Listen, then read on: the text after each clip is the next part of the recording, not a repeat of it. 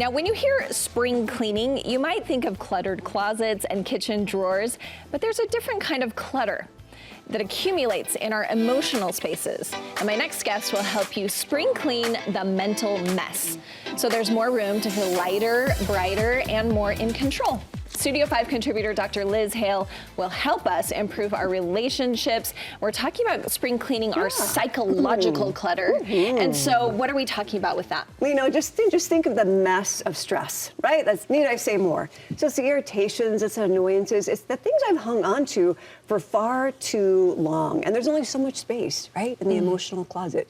So let's think about carrying with us this proverbial big black bag and see how many things we can put inside. Okay. Be done with it. The closet clean out emotionally. And we sometimes think about big things that happen in our life, big ticket things that are causing stress, but you believe it's more, maybe more so just the little ones that add up? I mean, my goodness, there are the big ticket stress items, right? Like serious illness, accident, natural disaster, the death of a loved one. We're talking about, however, the day in and the day out, right? The small things, but the things that can become real irritating. And they make life harder than it needs to be, quite honestly. So I think it is time to lighten up. And I think spring cleaning is a good time to do a little emotional, psychological spring cleaning. Okay, so you have these questions. It's kind of like when you're going through your closet, we have questions we need to ask ourselves. And I love how you phrase these so they make sense. Because the first one you say, does it still fit? Does it still fit? Well, let's think about the literal skinny jean, right? I guess they're back in. Darn it, 2025 is bringing them back in.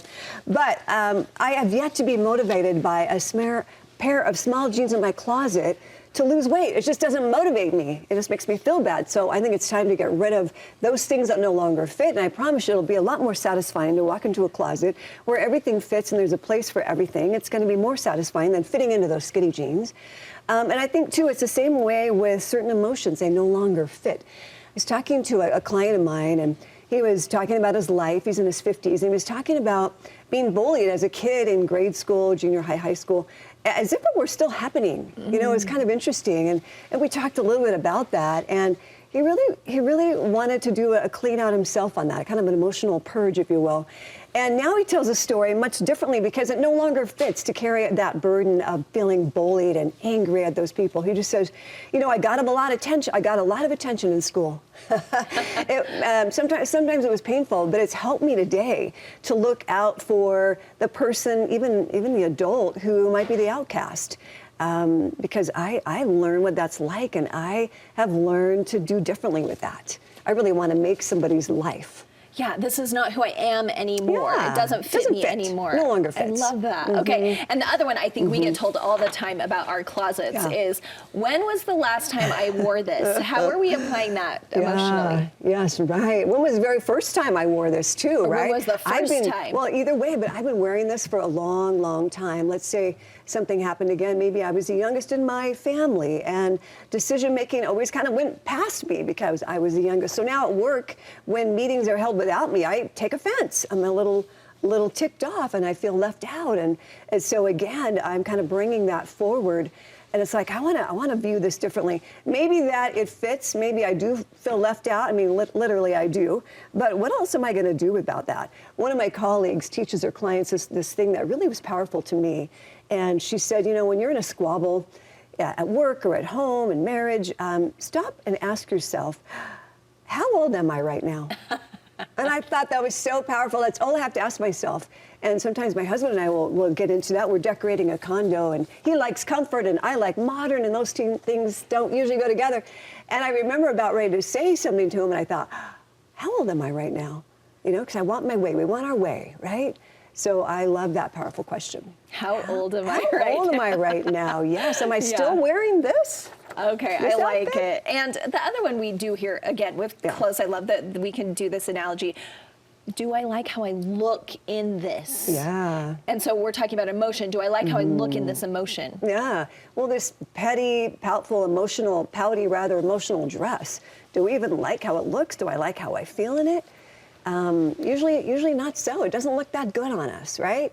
I promise that it doesn't. One of my favorite stories was told by Holly Stone, who would be our first beauty stylist. Yeah. I love her. She was telling a story about her young daughter, Avery, who just got married, by the way. So this is a story from a long time ago. But Avery was modeling her new dress, and she said, Mommy, she's probably 5, she goes, do I look pretty in this? And Holly said, which I thought was so powerful, she goes, well, let's talk about pretty. What is pretty? Have you acted pretty today? Have you treated your brother? Were you respectful to Dad? That's really what pretty is, and that's always stayed with me all these years. I love that. It's really not the external, but it's like, what am I bringing from the inside? Because the inside definitely shows, doesn't it? We don't get away with much. Yeah. I've learned that. And I like how this looks on me. I like that question. And I like how you've created all these questions that really go hand in hand with what style editors and contributors here have told us for years. And the one is, what can I get rid of? What can we eliminate here? Oh my goodness, I know. Recently I cleaned out a utensil drawer in my kitchen. And I have all these wooden spoons. I don't even like wooden spoons. I don't know why I don't like wooden spoons, but I'm down to 3 now. And it's just so much more comfortable to open up that utensil drawer.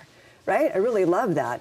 So emotional clutter is like that. It's having too many emotional spoons. So what am I going to get rid of? And I think oftentimes as adults, we talk about being crazy busy, right? Crazy busy as if it's a badge of honor. It isn't a badge of honor. It just means I haven't really prioritized, and I need to get myself back in some type of order. And, healthy, good people can say, I can't. Good people say I can't, Yeah. I promise. Just leave the best. Doesn't mean we're bad. Leave the best parts. Leave the best, most important parts. Okay, You're Liz, right. you always make things make sense for us. And you're speaking at BYU Women's Conference. How can people come to see you there? It's the 49th year. Can you believe wow. that? Next year we'll be 50. Yep, obviously. You can look at womensconference.byu.edu. For the first time this year, they're having evening courses. Wednesday and Thursday night. I'm speaking Thursday night on anger, eliminating that negative emotion. And you can buy tickets for the day, for the night, any combination in between. They're just making it really accessible for everyone. Yeah, then if you have to work, you still can. So come at night. Yep, that's right. Liz, you're the best. Right. Thank you so much. Such an honor. Happy Easter. Good to see you.